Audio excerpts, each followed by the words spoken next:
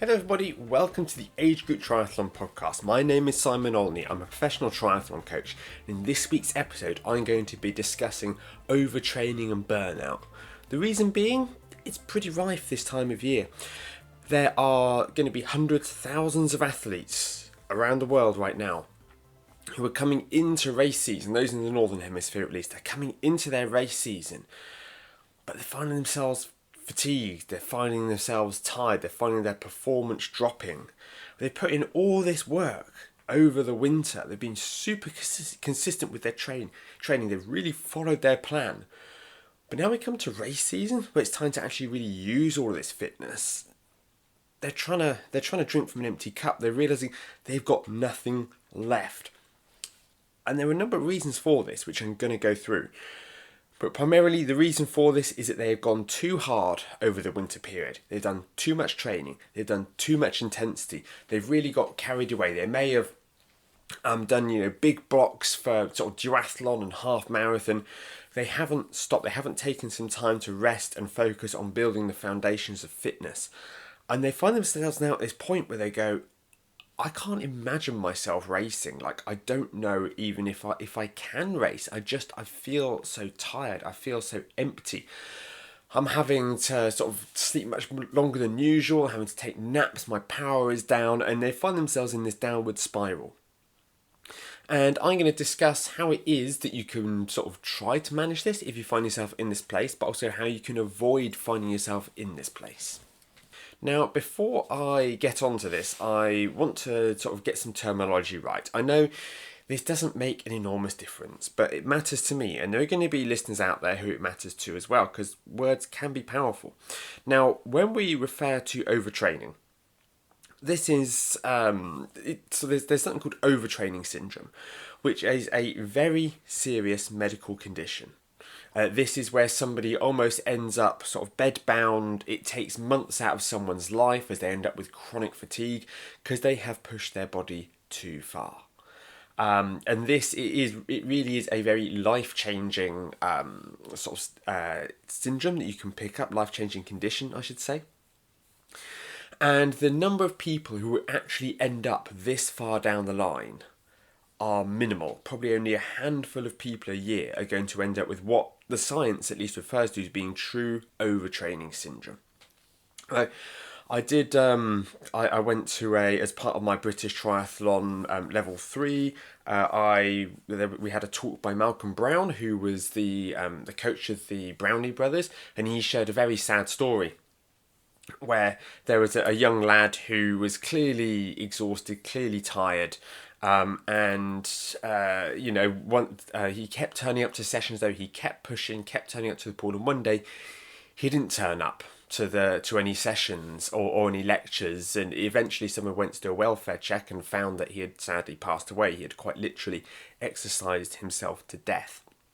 Now, this is an extreme example. Like, mind-blowingly extreme. I can't think of many examples, situations where that has ever happened. But if you are somebody who is looking to sort of become you may want to be a professional triathlete one day, you may want to be an elite triathlete, you may be looking to win your age group in the World Championships, and especially when people are a bit younger, they're not as in tune with their body, and the idea, this kind of go hard, go home, no days off, this approach to things. Well, it's very rare that it could end up in sort of something like that, in a very sad fatality. You can end up with life-changing chronic fatigue. So this isn't a joke. This isn't just about, helping you prepare for, your first 70.3. This is a subject which can be very serious. And I should point out at this point, I am not a doctor, if you hadn't noticed. So whilst there's some definite overlap here with the world of medicine, I'm going to try to steer more towards the coaching side of things. None of this is medical advice. I'm just trying to raise awareness of the risks, really, that come with this. And, 99.9% of you are never going to come close to true overtraining syndrome, but that doesn't mean that we can't encounter non-functional overreaching. Now, when we are training, we all follow the rules of the general adaptation syndrome. And this is where you expose the body to a stimulus, the body becomes weaker due to that stimulus, but then becomes stronger afterwards as it recovers from that stimulus and builds, more red blood cells. It builds a stronger heart, it builds larger muscles, stronger lungs. There's always this dip, and this happens on a sort of a rolling daily basis, on a monthly basis, and also on an annual basis. So let me break that down. Now, I'm recording this after I've just finished a bike ride.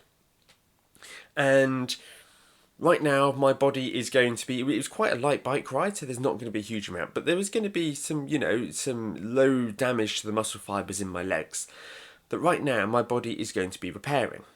And when I go out and I walk my dog in about 2 hours time, then my legs are going to feel a little bit wobblier than they would if I hadn't taken that, if I hadn't done that cycle ride, but it would be barely noticeable because it was such a light ride. But by the time I wake up tomorrow, my legs will be fresh and, they will be just ever so marginally stronger and fitter than they were when I woke up this morning. So I have that stress, which weakens my body. And then as my body recovers overnight, as I give my body enough carbohydrate, as I give my body enough protein, as I have that leftover Chinese in the fridge for lunch that I'm planning to, that I got last night. Again, not peak nutrition, but I was absolutely starving. Then my body is going to become stronger in the long run due to this bike ride, and that's the same with every session. And every month, when I write somebody's training plan, in most cases, not every case, we will have 3 weeks that get progressively harder, and then we have a recovery week. So it's the same idea. We break the body down over those first 3 weeks and we let it recover in the 4th. And then over the course of a year, we will build up. If we start our training properly, say in January, for the sake of simplicity, start the training in January, we get fitter throughout the year. We'll probably peak sometime around June, July, August in most cases.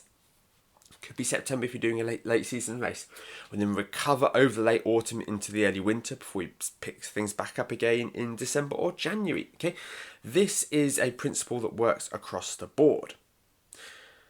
Now, for us to actually get fitter, for us to really get stronger, we do need to train hard. This shouldn't come as news to anyone. We need to push our body outside of its capabilities. Now, the bike ride that I did this morning, it's not pushing me beyond my limits. However, the race that I'm doing on Saturday, that will absolutely push me to my limit. I'll be pushing as hard as I possibly can. And I'll be having a taper, probably only like 2 days before. It's only a sprint triathlon.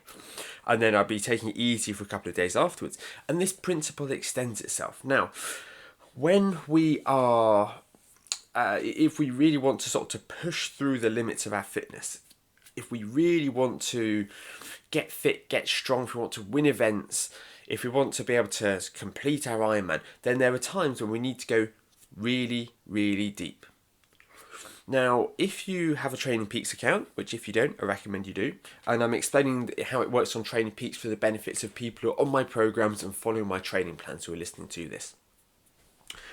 When you're assuming that all of your thresholds are correct, once your form number drops below minus 30, that's when we get to the point of what I refer to being non-functional overreaching. If we stay below that minus 30, now if we drop below it over a weekend of really hard training, that's fine, as long as the Monday and the Tuesday are easy and we come back and we come back close to sort of minus 25, minus 20, somewhere around there. If we spend prolonged period under minus 30, assuming that your thresholds are all correct and that performance management chart is all up to date, then we should be fine as long as we're just dipping below minus 30 shortly. However, if we spend days, weeks underneath minus 30, that is how you can enter a state of non-functional overreaching. Now, overreaching itself, dropping below that minus 30 or even in sort of the high minus 20s, it's not a big issue. Again, we need that fatigue to stimulate fitness. But if we go below and we stay below -30, we are no longer getting the benefit. It's too much for the body. The body goes into survival mode and it is no longer adapting to that exercise.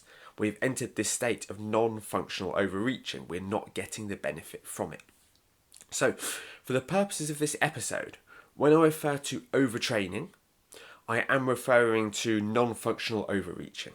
And that is because overtraining is much less of a mouthful than non-functional overreaching. So I'm going to keep the language simple here, but it's referring to anyone who spends prolonged time below this level. Again, if you go to a training camp, the idea is that you will find yourself in a state of functional overreaching. You briefly dip down into that really overly fatigued state, but you have a recovery afterwards. Overreaching in itself is not an issue as long as you come straight back out of that. We are referring to people who spend a prolonged period below this line. Now, the big issue with Training Peaks and any other piece of software, this isn't me taking a swing at Training Peaks, is that I will sometimes have athletes who train and I see their numbers will drop down really low. And I'll ask them, how are you doing? How you manage to go, oh, I'm absolutely fine. I feel like I could keep going. I feel I could go harder. And I need to trust that athlete. I mean, ideally, I get them on the phone so that I can listen to their voice and hear how it is that they actually are and whether they actually feel that they want to do more and they can do more, or they're just saying that they feel that they should do more. And equally, I can have people who can be around sort of -15, -20 going, I can't keep doing this is getting too much. So that -30 figure that I quoted there, it works for the majority of people if all of the data is accurate. But don't see it as being, well, my form is only -27, so I can keep going because it's not below -30. It's not cut and dry like that. It's not black and white. It's all about, and I'm going to come back to this point throughout the episode, it's all about how you feel yourself and being honest with yourself and how you feel. The number one sort of first warning sign of overtraining is when you start to lose motivation.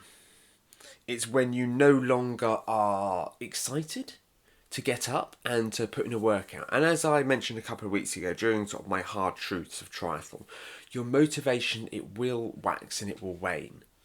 But it's surely at least once a week, hopefully twice a week or more, there should be a workout that you really are looking forward to. It could be that it's your interval workout you're really looking forward to, but you can't bring yourself to go down the pool and to do that easy swim. Okay, that's understandable, because it may just be that easy swim doesn't tick your boxes, whereas doing a hard run workout really does. That's the kind of thing you got in the sport for. You could be a runner at heart and you're really looking forward to that. If you're motivated for some sessions and less motivated for others, that's not a major issue. But the difference between, I guess, the kind of motivation that would have me concerned that somebody might be suffering or on the way to sort of to a low level of overtraining is when they can't find any enthusiasm for the sport. When I talk to them and not excited about their race and their progress, and they're just training because they feel that they have to rather than because they want to. And again, it's a fine line, because sometimes some people, they just have other things going on in their life at a point in time. It could be that they've got a big deadline at work that's approaching and they know they need to keep training because their race is only 3 months away. But for them, it's not really ticking the boxes like it used to. But you should still have some level of at least some days thinking, great, I really feel good after the workout. And even though I don't necessarily feel massively motivated to peel myself out of bed and get down the pool, or to get down downstairs onto the turbo trainer in the cold garage, you normally feel grateful when you do. And at the end of the session, you're still excited about your goals. Whereas if you finish your session and you're automatically dreading tomorrow, that's a very different sort of level. That's a very different type of loss of motivation. So that is something that I would consider to be a bit of a warning sign. The other warning sign is an unexplained drop in performance. So your training could be going really well, you've nailed all these workouts, you're pushing really hard, but yet you find yourself failing workouts and struggling to hit the targets in your easy sessions. And you can't get your head around it. You can't work out why that might be. And it's really important for you when you're in that situation, when you have that real drop in performance, to ask yourself, like, am I still enjoying this? Am I pushing my body too hard? Is that the potential reason for it? Is that I've just pushed myself too hard, I've gone over the edge, and I'm now in free fall with my performance? And it's quite difficult to get your head around. But I've done all this training, I've worked so hard. Why am I getting slower? Well, it's because you've asked too much of your body. And sometimes you can be doing all the right things in training. You know, you could be working with a coach who's written you a brilliant training plan that's tailored around you, or you could have purchased from someone or another coach, such as myself, a training plan that has been written by an expert. I mean, if you are following an AI plan, I think the chances of, encountering overtraining and lack of responding to training are that much higher. But if you are following a suitable plan written by a qualified coach and you're finding yourself with this performance drop, then poor recovery is quite likely to be one of the causes of this. So recovery, it comes down to sleep. Are you getting enough sleep? If you are training 3 times a day because you want to be, the top athlete, and you're finishing your evening session too late and you struggle to sleep, and then you're up at 5 to get down the pool to swim with a master's squad, and you're doing this over and over and over, then you are going to encounter issues. Even if you're young, even if you are at university, or you just have a part-time job because you're so dedicated to triathlon, this can still be an issue, because you're just not giving your body the time to recover. It may be that you're young, you can get, you have a body that recovers quite well from these things, and the people around you are training 3 times a day, and you feel the need to do the same. But if you're not able to get the sleep that you need because you're trying to cram this in, this is a classic case of somebody who is prone to overtraining. I think younger people, especially those who are in their late teens, in their early 20s, they are especially prone to this because a lot of them may be on some kind of performance program. It may be that they are looking to they want to race in the Super Series or an equivalent sort of youth series, wherever they are in the world. It may be that they even have dreams of going to the Olympics one day, and they could be on that kind of pathway, and they feel the need to do as much training as they can to be able to maintain their position on this program in the squad. But if this is not supported with proper recovery, proper sleep, then you are going to really struggle, and you are going to burn out over time. The other major factor that you need to consider with the recovery is nutrition. And this can be really tricky because a lot of triathletes, if not most triathletes, they don't eat enough to support their training. They have it in their head that performance is linked to weight, and that if they want to weigh as little as possible, they need to be in a calorie deficit, and they need to avoid these foods. They need to do this and not eat as much as they should to recover from a session. They're not like me with my half a Chinese takeaway in the fridge. These are people, and they may be sort of weighing out everything they eat. They're really obsessing over this because they have it in their head that they need to be as light as possible because it's going to help them swim, cycle, and run faster. And it will, to an extent. Obviously, it doesn't take a genius to work out that somebody who weighs sort of 60 kilos is probably going to run faster than somebody who's 120 kilos. But there comes a point where if you are really robbing your body of the fuel it needs to recover from your training for the sake of trying to lose the last 500 grams that you have in your head as being your ideal weight, this is damaging. This is going to really scupper your performance. It doesn't matter how much you weigh, it doesn't matter how light you are.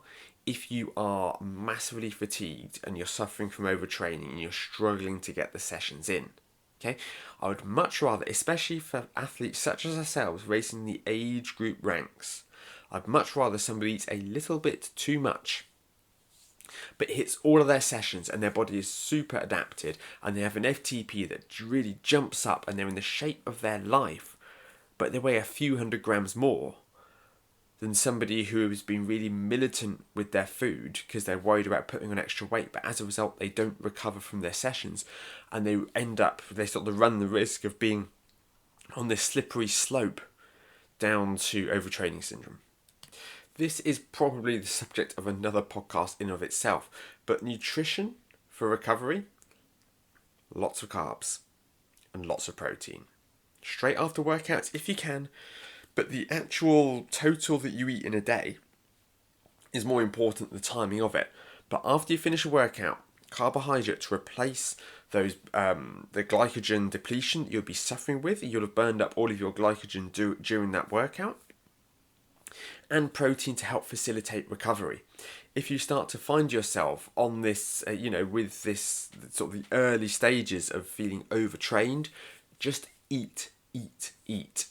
It doesn't matter if you put on a little bit of weight. Just eat a lot. Give your body the fuel it's asking for.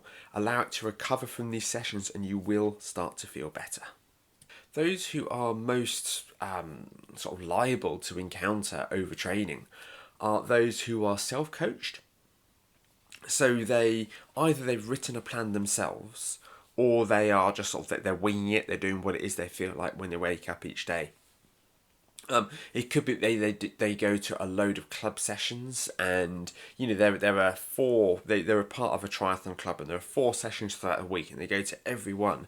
But each session is quite an intense workout, and they do this for months on end, and they find themselves just struggling to keep up. Their body can't keep up with what's being asked of it. It's those who are most driven. It's those who do the most races. And these are the ones who are most liable to suffer from overtraining. And especially, again, coming back to those who are a bit younger, who generally, very broadly speaking, tend to race over shorter distances, super sprint, maybe Olympic. You can do these. You can do sort of probably a couple of these races a month, but it's when people throw themselves again and again over the whole season, maybe racing 3 up to 4 times a month, because they're always looking for another race to go and to learn it and to improve it. And they think, well, the more that I race, the faster I get. This can be a real issue. And something else that can that can trigger this is if somebody's training that they're doing, if it is repetitive, if it is monotonous. And yes, if you were to look at the calendar and go, oh gosh, I can't believe it, I've got another 3-hour easy ride this Sunday. Like, I want to do something more interesting than that. Yes, spending 3 hours at zone 2 in itself is not interesting, it is monotonous, but there's a chance for you to go out and you go, right, well, what can we do with this? Let me explore some new roads. Let me ride to a faraway train station, get the train back. It's to try to mix up your training to an extent. Try and find new routes, ride a route you haven't ridden for a long time, head out with friends. These kind of things are what is going to make your training less monotonous, and it's going to leave you less prone to this, because there is actually a large psychological element to this.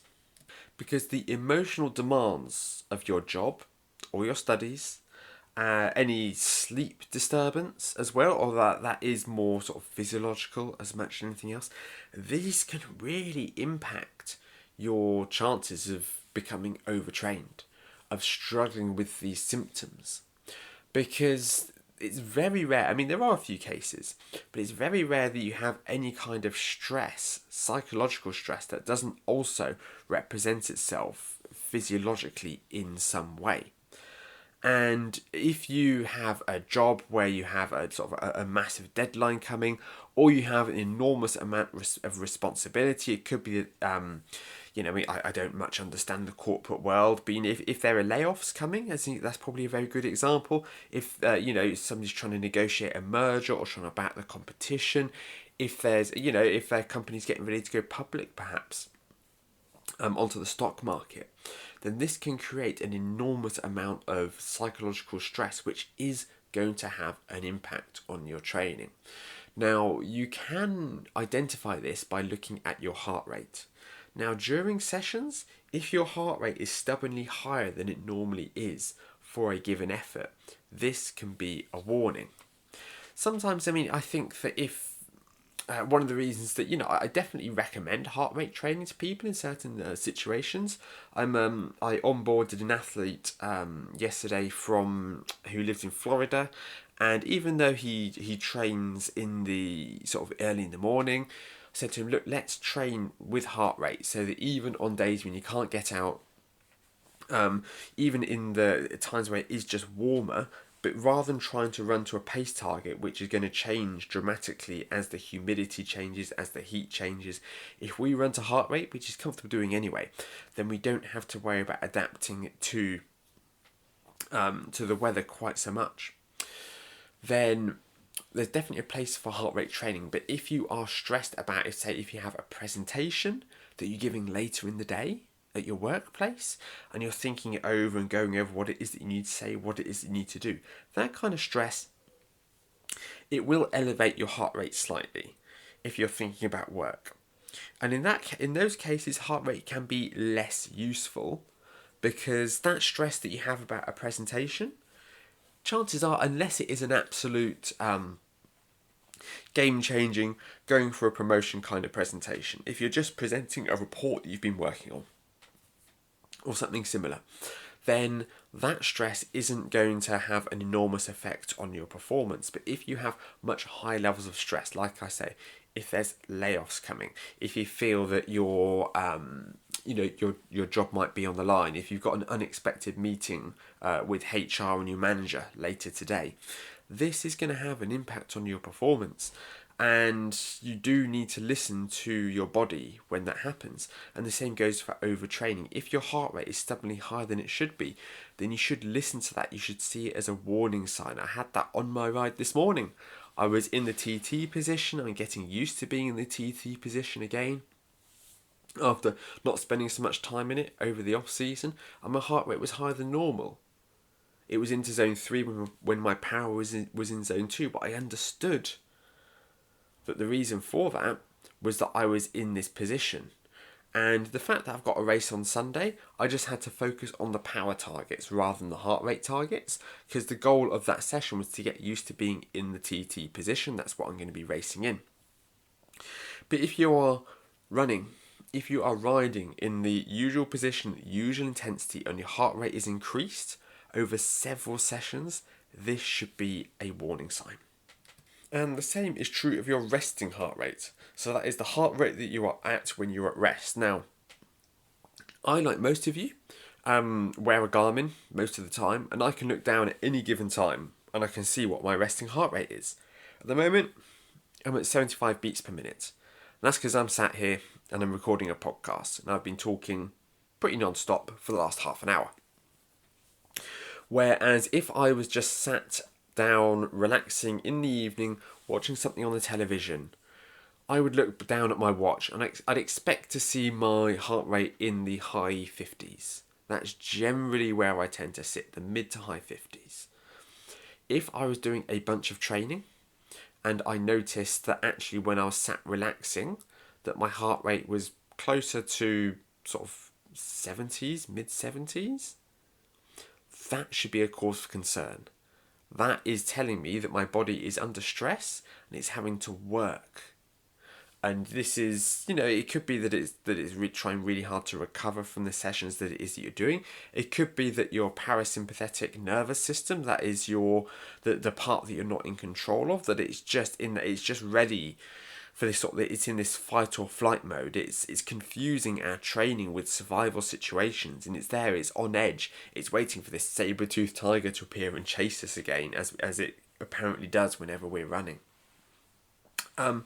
If your body is constantly on edge, if your resting heart rate is high, that should be an enormous red flag that you're probably doing too much training. Again, it could be that you're unwell, it could be that you're going down with something, it could be that you have picked up a virus. Okay, you need to engage your brain. You need to think about this, but we're looking for patterns. If your resting heart rate is high for a few days, it's probably not anything much to worry about. If your resting heart rate is high for a couple of weeks, that is an issue. You can also look at heart rate variability. For most people, it's free if they have a Garmin and a chest strap for them to go and to measure their heart rate variability. And you can measure your heart rate variability every morning.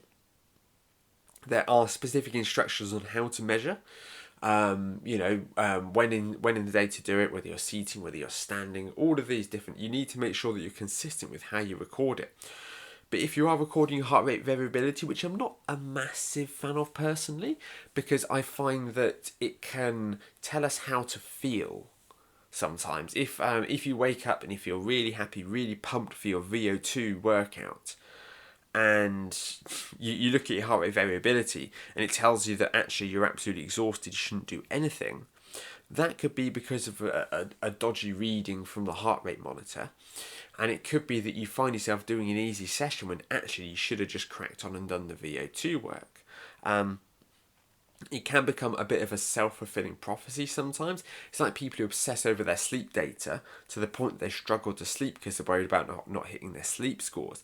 It can become it can become this self-fulfilling prophecy. But if you are struggling with fatigue, then I recommend that you consider tracking your heart rate variability over time and seeing what it is that it tells you. Because 1 or 2 rogue readings we shouldn't read too much into. But if we start tracking our heart rate variability in for weeks on end, it shows us a declining score and that we are getting more and more fatigued. We need to listen to that. We need to wake up. And we need to say, hang on a minute, something needs to change here. There are other little sort of physiological elements which we are not in control of, which can increase the chance of this occurring. So I touched on sleep disturbance. If you have disturbed sleep, if your neighbours are playing music loud at night, if they have a blazing row, if you're a new parent and you're up and you're feeding the kids in the night several times, this disruption to our sleep, it has a real impact on our recovery and it will increase the chances of you encountering this sort of overtraining. Being at altitude again is going to affect that. If you're at a training camp where you're at altitude or you just decided to go and train at altitude, this can increase your chance of developing these symptoms. Heat stress is another one. If you have, this is the reason that we recommend that people go out, if they're doing a hot race like Kona, if you can, head out there for a week beforehand so your body can adapt to this. But if it's a time of year where it's really hot, if you are doing sort of turbo workouts in a heat wave, these are the kind of things that can increase the chance of you sort of overtraining. And last one I have here is a severe bonk. So if you are out and you're doing a session and you have an absolutely catastrophic implosion from not having enough nutrition and you really drag yourself home on the bike in this really glycogen depleted state, you are going to be feeling that for a few days, maybe a week sometimes in some cases, because you have just put your body under so much physiological stress that it is reeling. And you're going to encounter putting out less power in your workouts and an elevated heart rate, increased hunger, and your body just going, we came closer to death than we'd like there. Again, it's your body overreacting. But we push ourselves so ridiculously hard there, like we cannot afford to do that again. So the most common cause of somebody becoming overtrained, of somebody having persistent fatigue, of somebody maybe having mood and sleep disorders that they can't explain, and unexplained underperformance, which are sort of the 3 headlines of somebody who is on the way to overtraining, is that they are doing too much volume, too much intensity without adequate recovery. That is, in most cases of triathletes who are suffering with this, going to be the cause. But that's not to say that there aren't other causes of these symptoms. So you could be low in iron.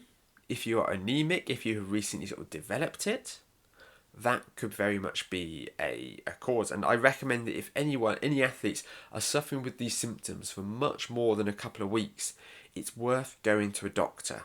Explain your symptoms. Get some bloods done. Because something like low iron could be picked up. Again, when we're training, our body goes under a sort of a large amount of stress.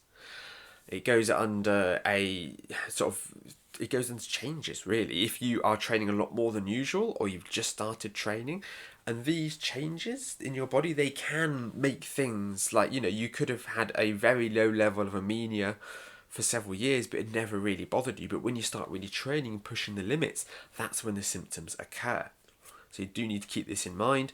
If you've had any kind of recent infection, if you have any nutritional deficiencies, any musculoskeletal injury you may have suffered, especially you have like a concussion, which can change how it is that our brain works.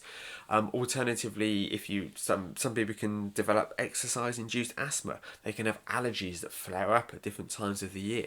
These all are possibilities to explain these symptoms that you have in your performance.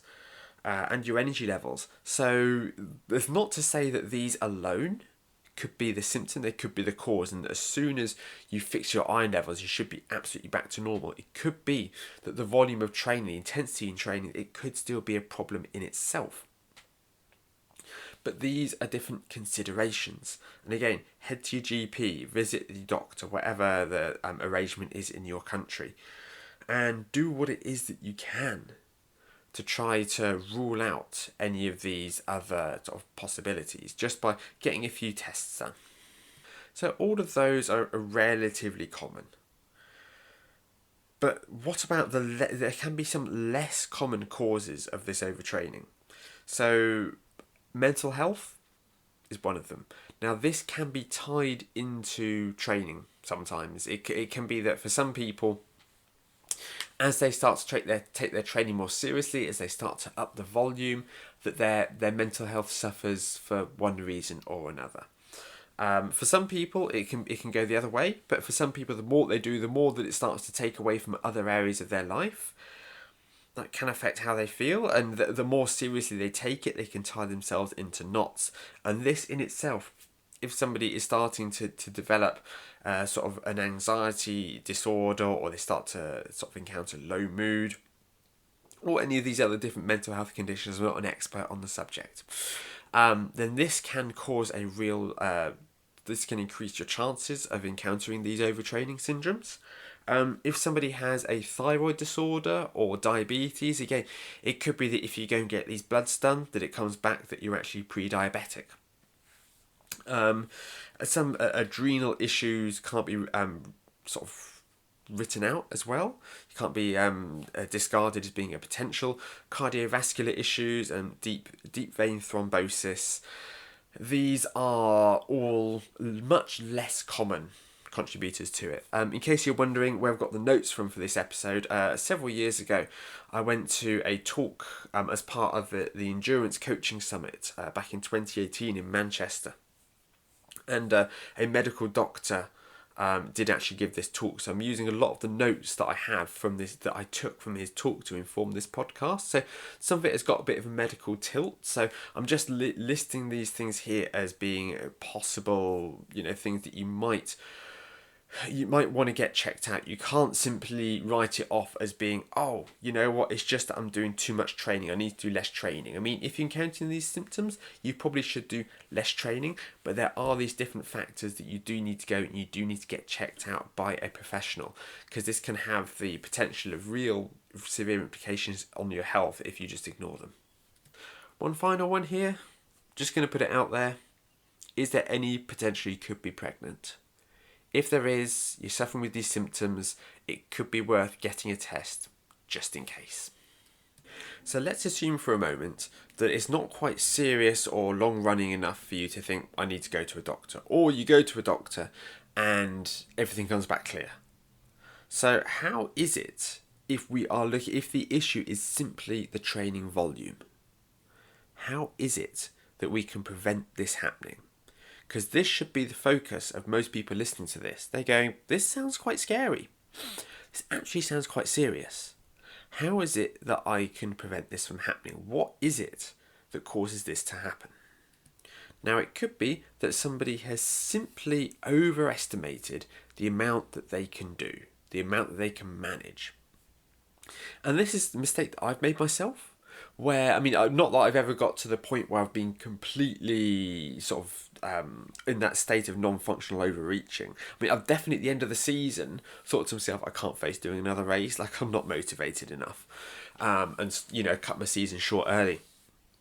But I've never been to the point where I felt that it's really, really affected me in other walks of life.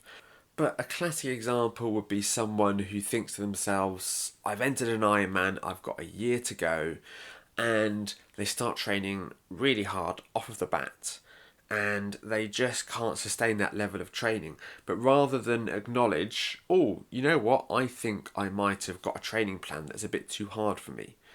Or I think I might have, if I've decided to self-coach and not follow a training plan, I think I've got a bit carried away. I think I've tried to do too much too soon. And rather than sort of check in with themselves and go, I can't sustain this, I need to back up, I need to back off, they've just kept going. If I'm going to complete this race, I need to do all of this training. And that's a very common cause. If somebody's working with a coach, there's one of two problems here.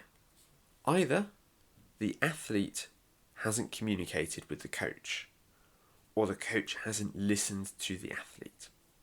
Now, when I'm coaching an athlete, we are trying to walk a tightrope. On one side, we have underperformance and not achieving our goals.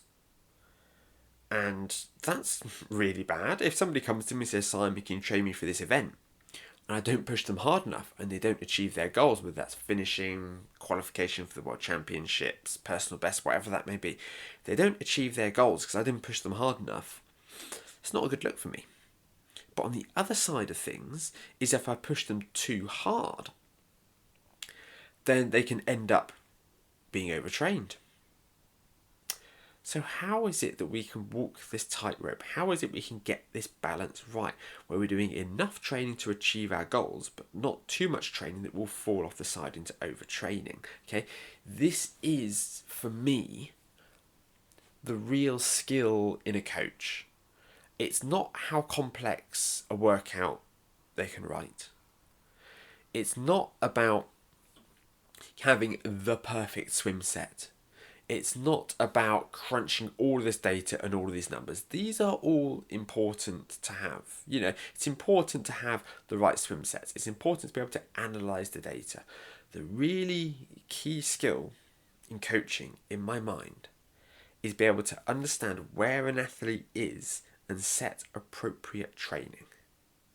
And if an athlete doesn't share with me how it is that they are feeling, if they're not honest with me, then that vastly increases the chances of them becoming overtrained. Now, sometimes this can come from a point of not wanting to come across as being weak. This can be, they don't want to tell me no. They don't want to tell me that we need to back off. And so how is it that I can ensure that people do that? Well, I want to ensure that they can feel they can trust me. That I'm not this big, scary coach who is going to lambast them if they miss sessions. I want them to feel that they can say, Simon, if I'm honest, I'm really struggling. I'm not sure how much longer I can keep up this volume and this intensity for. At which point I can go, I'm sorry, clearly got it wrong. Let's adjust this. Let's lower the volume. Let's focus on this. Let me ask you some more questions to try and work out what the best way is forward from here. That is what good coaching is about. It's about making sure that you have that communication between the two parties. The other issue would be a coach who doesn't listen.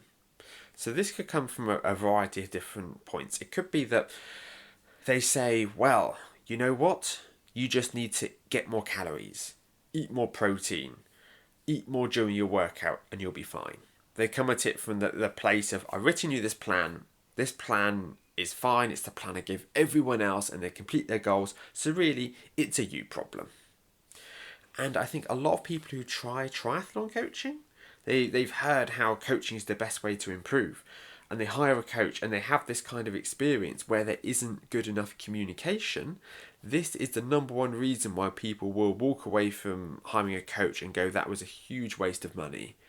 and I would advise anyone against hiring a coach because I just ended up burned out and overtrained. This is the negative experience that people have. The skill with coaching is understanding your athlete and how hard it is that you can push them. So you can push them harder than they would push themselves, but without breaking them. And a lot of the time that means actually them doing less training they would naturally earlier in the season at different points in the training cycle to ensure that you can push them that bit harder when you get closer to the race. Because if I were to say a mistake that most athletes make is going too hard in the off season and burning themselves out. They're in peak performance in March, April. By the time the races actually start, they're burned out. And as a result, they're then not able to do the hard training they need to in approach to their race, and they have a disappointing result, maybe even a DNF. So it's about doing the right training at the right time, and the way we get there is communication. And I have to be quite careful with this, but then again, the athletes that I work with, I try to develop a trusting relationship with. So I asked them about the 4 H's. First one is happy. Are you happy? Is your mood starting to slip? Are you finding yourself with a low mood? Are you irritable? Are you snapping at people? Are you struggling to see what's even the point in all this? You've got it in your head that you need to do the training because you had this goal. But since the idea of completing your race or going to Kona or whatever it is, it's suddenly less appealing to you and you just feel resentful that you are spending all of this time training and you're having this very difficult relationship with the sport. That, boom, big red flag. If somebody's no longer enjoying it, I need to change things. I need to drop the volume. I need to listen to them. If they're saying there's too much intensity, I need to lower the intensity. If they're saying there's not enough intensity, I need to think about increasing some intensity and dropping the aerobic fitness. Does that sit in line with the training principles I have in my head? Maybe, maybe not, but I need to listen to that athlete, okay? I need to understand what it is they're responding to, what it is that they want to do, because the best training plan is one an athlete will follow. The second H is healthy. Are you healthy? Are you getting repeated infections? Are you always battling some kind of congestion or a headache? Is there always an issue like going on in the background that you're struggling to deal with? This is something that people will struggle with when they are training, where they will, if we are pushing our body really hard, then that will damage our immune system and it will make us more prone to becoming unwell. Moderate training, if you're doing moderate levels of exercise, that will improve your immune system function. If you start pushing really hard, if you're training really hard for an event, then that will negatively affect the function of your immune system because your body is spending more energy repairing your body, getting yourself ready for the next workout, trying to adapt to the training. It's got less to give to the immune system. And actually, I think triathletes, they are quite prone to upper respiratory issues. So colds, sore throats, congestion, anything sort of sinus related, throat related, we do tend to be a bit more prone to. If you're always battling off something like this, that is again a big red flag. The third H is hungry. Are you still hungry? Do you have an appetite? Because if you don't have an appetite, then that is a massive problem. When you consider the amount of calories that we're burning, if you find yourself not eating as much, if you find yourself craving the wrong kinds of foods, okay, huge issue. You are going to be dragging yourself down. You will be in a caloric deficit. You will be losing weight. And some people think this is great. The kilos are falling off of me. And this is going really well. The training must really be working. No, actually, that's not good. That's a big problem. That is a ticking time bomb waiting to happen. If you are not hungry, you need to rethink the training.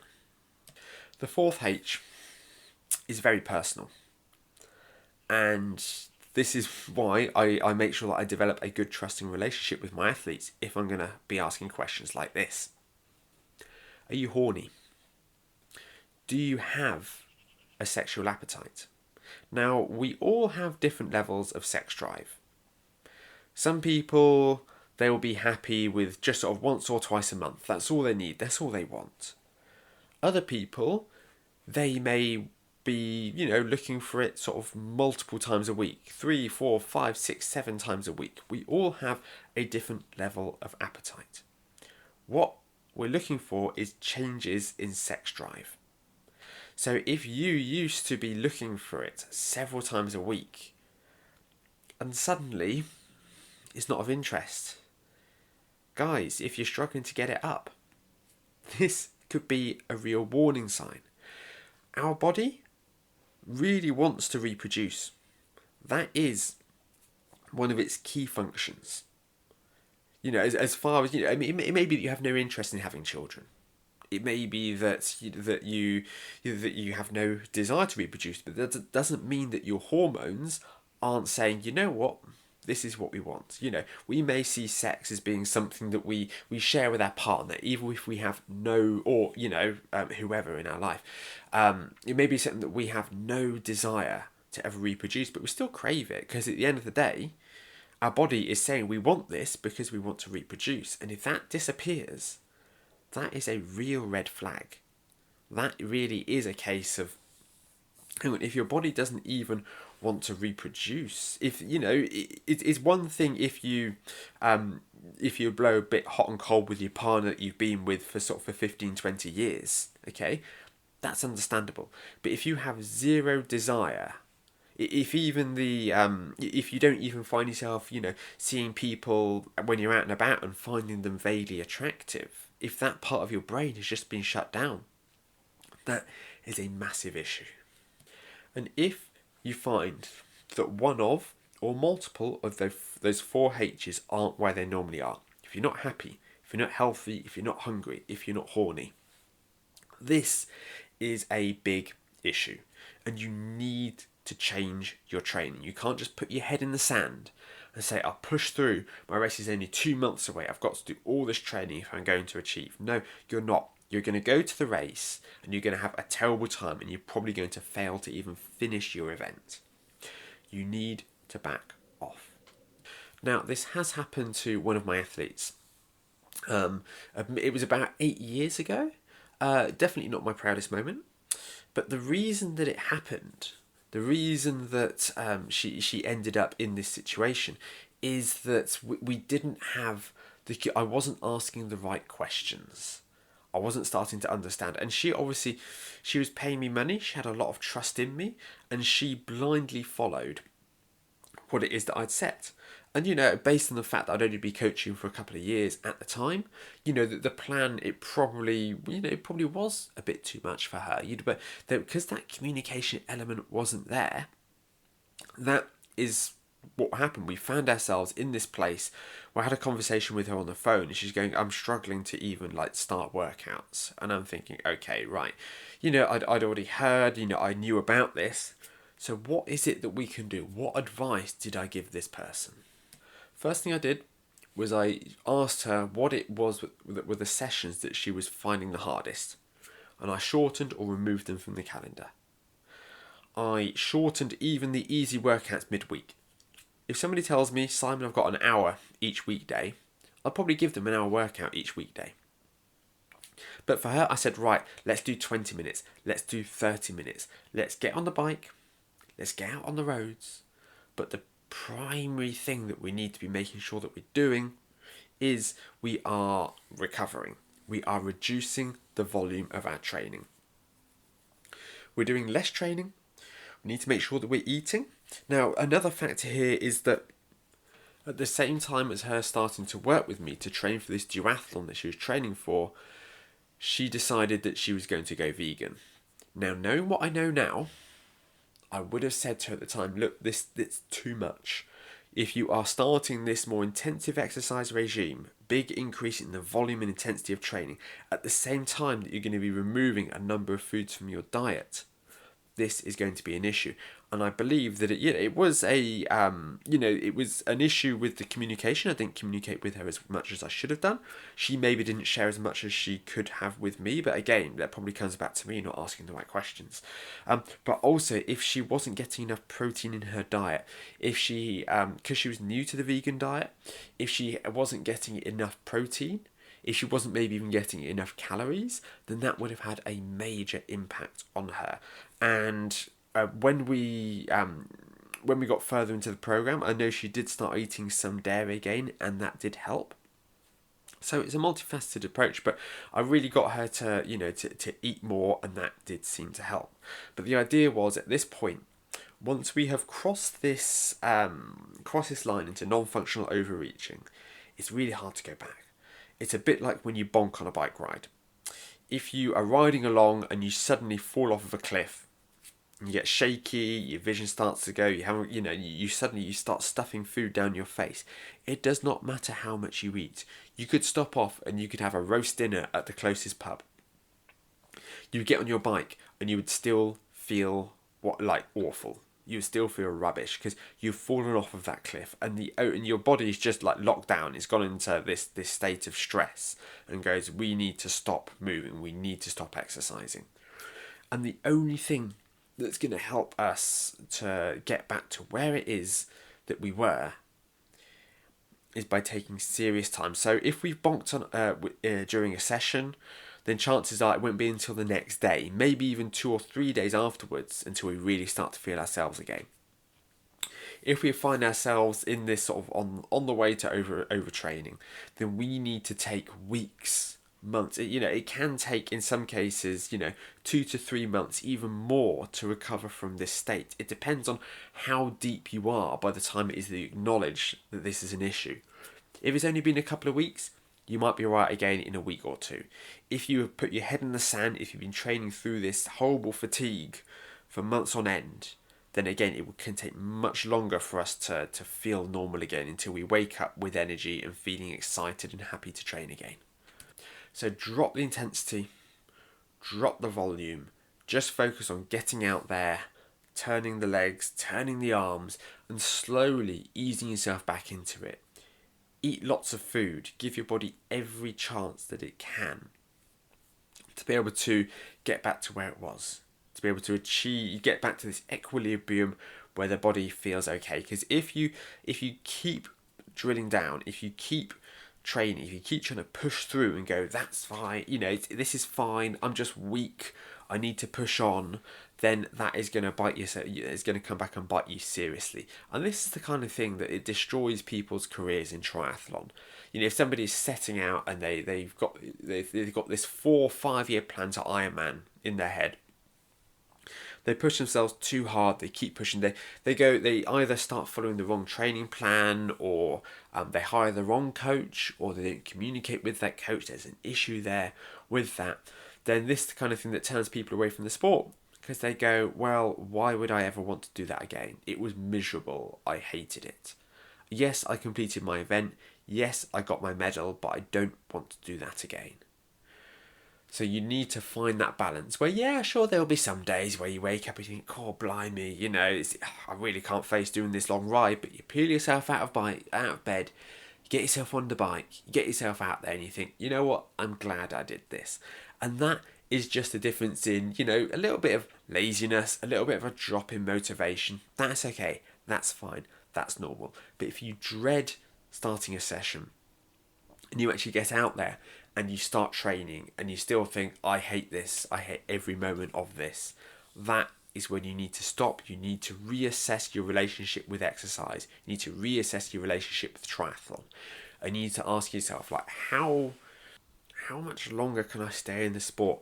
Is this still ticking the boxes of where it is that I want to be, what it is that I want to be doing with my time?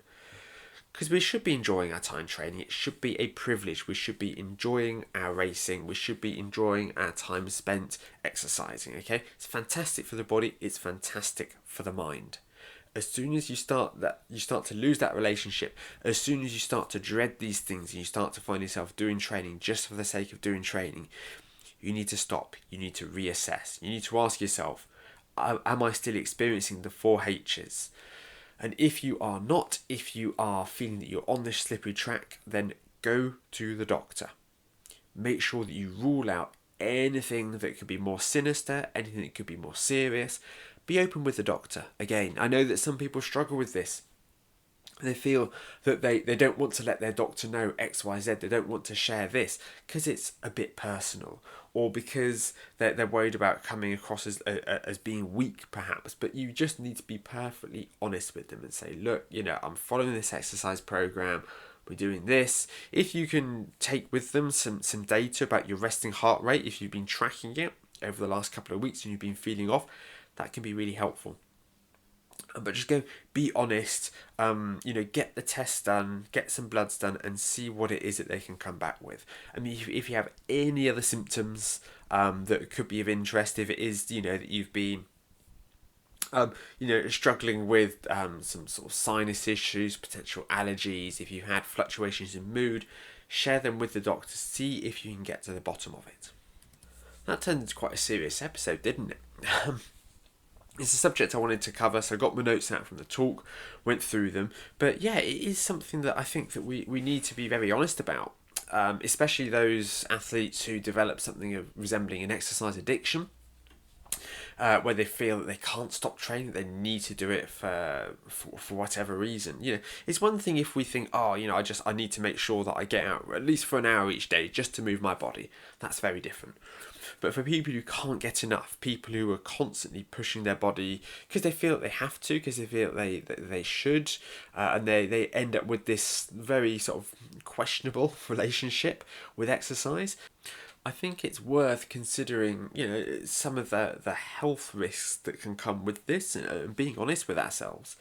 And if you are someone who is, this time of year where it's this kind of thing is most rife, when we're in the late spring, people have been training for a long time, the races are coming, but people aren't excited about the races, that you probably need a change in approach. Whatever that may be, you need to change something. You can't continue to just get your head down and keep ploughing on as if everything is fine. Either talk to your coach, back off the training, see if you can find another training plan to follow that might be better suited for someone like you. Just acknowledge that things aren't working. You know what? That's fine, because not everything does work. But you need to then adjust your training, and you need to change something to avoid yourself potentially ending up down, finding yourself sort of quite unwell, having it affect your work life, all of these other areas of your life. And it taking several months, if not longer, to recover from. Thank you for your company this week. I hope you found it useful. If you did, please give me a rating. Nice 5-star review would really help.